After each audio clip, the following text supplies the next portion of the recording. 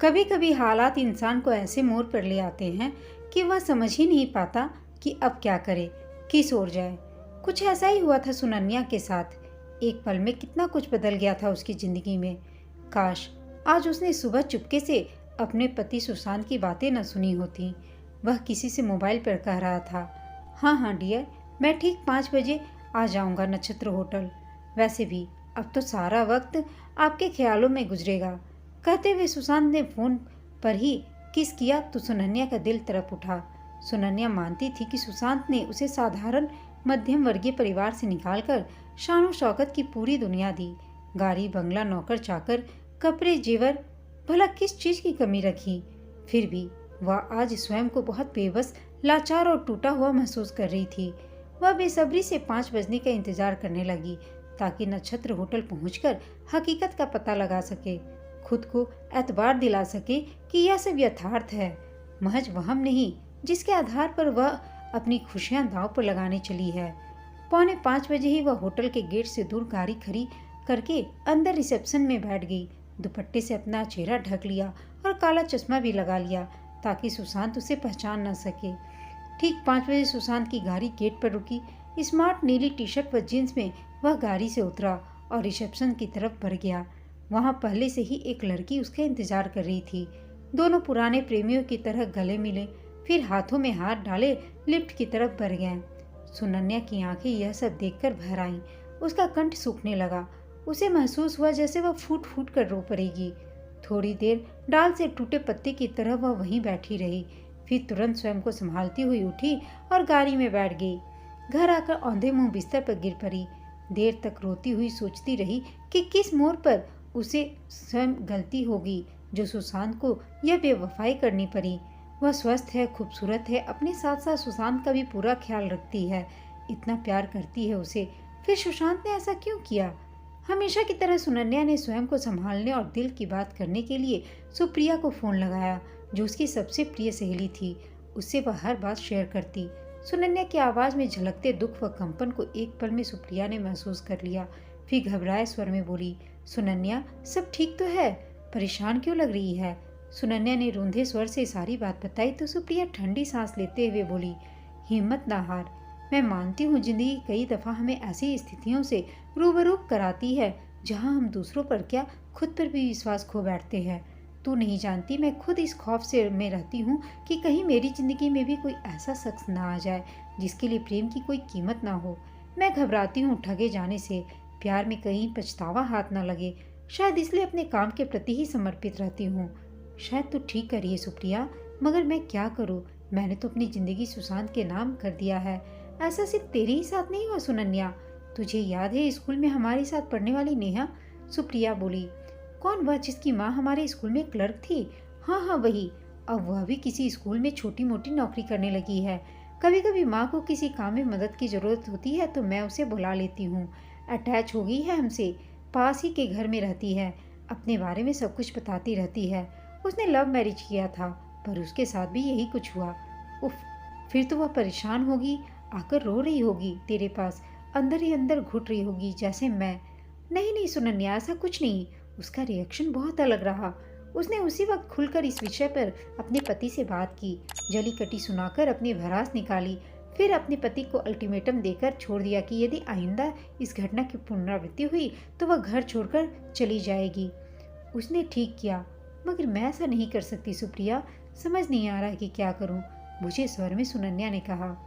यार कभी कभी ऐसा होता है जब दिमाग कुछ कहता है और दिल कुछ, तब समझ नहीं आता कि क्या किया जाए। बहुत असमंजस की स्थिति होती है, खासकर जब धोखा देने वाला वही हो जिसे आप सबसे ज्यादा प्यार करते हैं। मेरी बात मान, अभी तो आराम कर, सुबह ठंडे दिमाग से सोचना, और वैसे भी छोटी छोटी बातों पर परेशान होना उचित नहीं। यह बात छोटी नहीं है सुप्रिया, मेरी पूरी जिंदगी बदल गई है। रिसीवर रखती हूँ मैं। सुनन्या ने रिसीवर रख दिया और कमरे में आकर सोने का प्रयास करने लगी, मगर मन था कि लौट लौट कर पुराने लम्हों को याद कर रहा था। गहरी चोट लगी थी उसे, और फिर यह पहला दफा नहीं कि जब सुशांत ने उसका दिल तोड़ा है। इससे पहले भी रीवा के साथ सुशांत का बेहद करीबी रिश्ता होने का एहसास हुआ था उसे, मगर तब सुशांत ने यह कहकर माफ़ी मांग ली थी कि रीवा उसकी पुरानी दोस्त है और उससे एक तरफा प्यार करती है। वह उसका दिल नहीं तोड़ना चाहता, सुनन्या यह सुनकर खामोश रह गई थी, क्योंकि प्रेम शब्द और उससे जुड़े एहसास का बहुत सम्मान करती है वह। आखिर उसने भी तो सुशांत से मोहब्बत की है। यह बात अलग है कि सुशांत के व्यक्तित्व व संपन्नता के आगे वह स्वयं को कमतर महसूस करती है और जबरन उसे स्वयं से बांधे रखना नहीं चाहती। आज जो कुछ भी उसने देखा उसे वह मोहब्बत तो कतई नहीं मान सकती थी। यह तो सिर्फ और सिर्फ वासना थी। देर रात जब सुशांत लौटा तो हमेशा की तरह बहुत ही सामान्य व्यवहार कर रहा था। उसका यह रुख देखकर सुनन्या के दिल में कांटे की तरह कुछ चुभा, मगर वह कुछ नहीं बोली। कहती भी क्या, जिंदगी तो स्वयं ही उसके साथ खेल खेल रही थी। पिछले साल उसे पता चला था कि सुशांत ड्रग एडिक्ट है, मगर तब उसे इतना अधिक दुख नहीं हुआ जितना आज हुआ था। उस समय विश्वास टूटा था और आज तो दिल ही टूट गया था। इस बात को बीते 2 माह गुजर चुके थे, मगर स्थितियां वैसी ही थी। सुनन्या खामोशी से सुशांत की हरकतों पर नजर रखी थी। सुशांत पहले की तरह अपनी नई दुनिया में मग्न था। कई दफा सुनन्या ने उसे रंगों हाथों पकड़ा भी, मगर वह पूरी तरह बेशर्म हो चुका था। उसकी एक नहीं 2-2 3-3 महिलाओं से दोस्ती थी। सुनन्या अंदर ही अंदर इस घम से घुटती जा रही थी। एक बार अपनी माँ से फोन पर इस बारे में बात करनी चाही तो माँ ने पहले ही उसे रोक दिया। वे अपने रईस दामाद के खिलाफ कुछ भी सुनने को तैयार नहीं थी, उल्टा उसे ही समझाने लगी। इतनी छोटी छोटी बात पर घर तोड़ने की क्या बात सोचती हो? सुनन्या कभी कभी यह सोचकर परेशान होती कि आगे क्या करे। क्या सुशांत को तलाक देना सही रहेगा या धमकी देना ही उचित रहेगा? मगर वह ऐसा करे भी तो किस आधार पर? सारा ऐशो आराम छोड़कर वह कहाँ जाएगी? माँ के 2 बेडरूम के छोटे से घर में, जहाँ न पढ़ाई है न अच्छी नौकरी हासिल कर सकती है वह। भाई भाभी का चेहरा यूं ही नहीं बनता रहता, तो क्या दूसरी शादी कर ले? मगर कौन कह सकता है कि दूसरा पति उसके हिसाब का ही मिलेगा? उसके विचारों की उथल पुथल यहीं समाप्त नहीं होती। घंटों बिस्तर पर पड़े पड़े वह अपने आप को सांत्वना देती रहती और सोचती कि पति का प्यार भले ही बढ़ गया हो, पर घर परिवार और समाज में इज्जत तो बरकरार है। धीरे धीरे सुनन्या ने स्वयं को समझा लिया कि अब यहाँ उसकी जिंदगी यही हकीकत है। अब उसे इसी तरह सुशांत की बेवफाइयों के साथ जिंदगी जीनी है। फिर एक दिन सुबह सुबह सुप्रिया का फोन आया। वह बड़ी उत्साहित थी। बोली, सुनन्या जानती है, अपनी नेहा ने पति को तलाक देने का फैसला कर लिया है। वह पति का घर छोड़कर आ गई है। सुनन्या चौंक उठी। यह क्या कह रही है तू? उसने इतनी जल्दी इतना बड़ा फैसला कैसे ले लिया?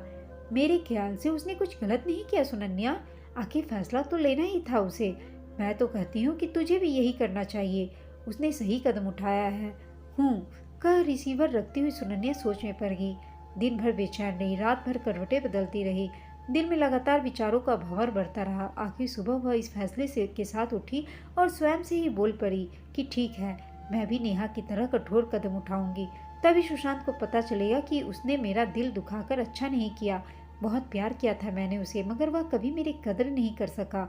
फिर सब कुछ छोड़कर वह बिना कुछ कहे घर से निकल पड़ी। वह नहीं चाहती थी कि सुशांत फिर से उससे माफ़ी मांगे और वह कमज़ोर पड़ जाए। न ही वह अब सुशांत की बेवफाई के साथ जीना चाहती थी, न ही अपना दर्द दिल में छुपाकर टूटे दिल के साथ ऐसा शादीशुदा जिंदगी जीना चाहती थी। मायके वाले उसके काम नहीं आएंगे, यह एहसास था उसे, मगर इस खौफ की वजह से अपनी मोहब्बत का गला घुटते देखना भी मंजूर नहीं था। वह निकल तो आई थी, मगर अब सबसे बड़ा सवाल यह था कि वह आगे क्या करे, कहाँ जाए। बहुत देर तक मेट्रो स्टेशन पर बैठी सोचती रही।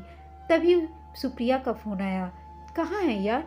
घर पर फोन किया तो सुशांत ने कहा कि तू घर पर नहीं है, फोन भी नहीं उठा रही है। सब ठीक तो है? हाँ यार, मैंने घर छोड़ दिया, रोंदे गले से सुनन्या ने कहा। तो यह सुनकर सुप्रिया सत्ते में आ गई। बोली, यह बता कि अब कहाँ जा रही है तू? यही सवाल तो लगातार मेरे भी जहन में कौंध रहा है। जवाब जानने को ही मेट्रो स्टेशन पर रुकी हूँ कि कहाँ जाऊँ। ज़्यादा सवाल जवाब में मत उलझ, चुपचाप मेरे घर आ जा, सुप्रिया ने कहा। तो सुनन्या के दिल में तसल्ली सी हुई। उसको सुप्रिया का प्रस्ताव उचित लगा।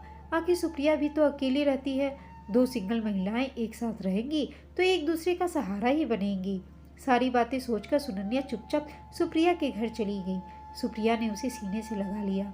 देर तक सुनन्या से सारी बातें सुनती रही, फिर बोली, सुनन्या, आज भी जी भरकर रो ले, मगर आज के बाद तेरे जीवन से रोने धोने या दुखी रहने का अध्याय समाप्त। मैं हूं ना, हम दोनों एक दूसरे का सहारा बनेंगी। सुनन्या की आंखें भर आई। रहने की समस्या तो सहेली ने दूर कर दी थी, पर कमाने का मसला बाकी था। अगले दिन से ही उसने अपने लिए नौकरी ढूंढनी शुरू कर दी। जल्दी ही नौकरी भी मिल गई। वेतन कम था, मगर गुजारे लायक तो था ही। नई जिंदगी ने धीरे धीरे रफ्तार पकड़नी शुरू की थी कि सुनन्या को महसूस हुआ कि उसके शरीर के अंदर कोई और जीव भी पल रहा है।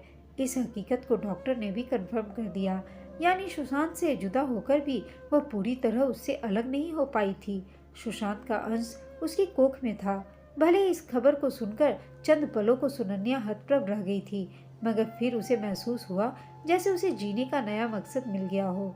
इस बीच सुनन्या की माँ का देहांत हो गया। सुनन्या अपने भाई भाभी से वैसे भी कोई संबंध रखना नहीं चाहती थी। सुप्रिया और सुनन्या ने दूसरे इलाके में एक सुंदर घर खरीदा और पुराने रिश्तों व सुशांत से बिल्कुल दूर चली आई। बच्ची थोड़ी बड़ी हुई तो दोनों ने उसका एडमिशन एक अच्छे स्कूल में करा दिया। अब सुनन्या की दुनिया बदल चुकी थी। वह अपनी नई दुनिया में बेहद खुश थी, जबकि सुशांत की दुनिया उजड़ चुकी थी। जिन लड़कियों के साथ उसके गलत संबंध थे, वे गलत तरीकों से उसके रुपये डुबोती चली गई। बिजनेस ठप होने लगा। वह चिड़चिड़ा गया और क्षुब्ध रहने लगा। इतने बड़े घर में बिल्कुल अकेला रह गया था। लड़कियों के साथ साथ दोस्तों ने भी उसका साथ छोड़ दिया था और घर काटने को दौड़ रहा था। एक दिन वह यूं ही टीवी चलाकर बैठा था कि अचानक एक चैनल पर उसकी निगाहें टिकी रह गईं। दरअसल इस चैनल पर सुपर चाइल्ड रियलिटी शो आ रहा था और दर्शक दीघा से पहली पंक्ति में उसे सुनन्या बैठी नजर आई। वह टकटकी लगाए प्रोग्राम देखने लगा। स्टेज पर एक प्यारी सी बच्ची परफॉर्म कर रही थी। वह डांस के साथ साथ बड़ा मीठा गाना भी गा रही थी। उसके चुप होते ही शो के सारे जज खड़े होकर तालियां बजाने लगे। सबने खूब तारीफ की। जजों ने बच्ची से उसके माँ बाप के बारे में पूछा तो सारा फोकस सुनन्या पर हुआ, यानी यह सुनन्या की बेटी है। सुशांत हैरान देखता रह गया। जजों के आग्रह पर सुनन्या के साथ उसकी सहेली सुप्रिया स्टेज पर आई। बच्ची ने विश्वास के साथ दोनों का हाथ पकड़ा और बोली, मेरे पापा नहीं हैं, मगर मेरी माएँ दो हैं। यही दोनों मेरे पापा भी हैं। सिंगल मदर और सुपर चाइल्ड की उपलब्धि पर सारे दर्शक तालियां बजा रहे थे। इधर सुशांत अपने ही सवालों में घिरा था कि क्या यह बच्ची मेरी है या किसी और की। नहीं नहीं, मेरी ही है। तभी तो इसने कहा कि पापा नहीं है, दो माएँ हैं। पर किससे पूछे, कैसे पता चले कि सुनन्या कहाँ रहती है। सुशांत अपनी बच्ची को गोद में लेकर प्यार करना चाहता था, मगर यह मुमकिन नहीं था। बच्ची उसकी पहुंच से बहुत दूर थी। वह बस उसे देख सकता था, मगर उसके पास कोई चॉइस नहीं थी। सुशांत तो ऐसा बेचारा बाप है जो अरमानों के साथ केवल सिसक कर सकता था।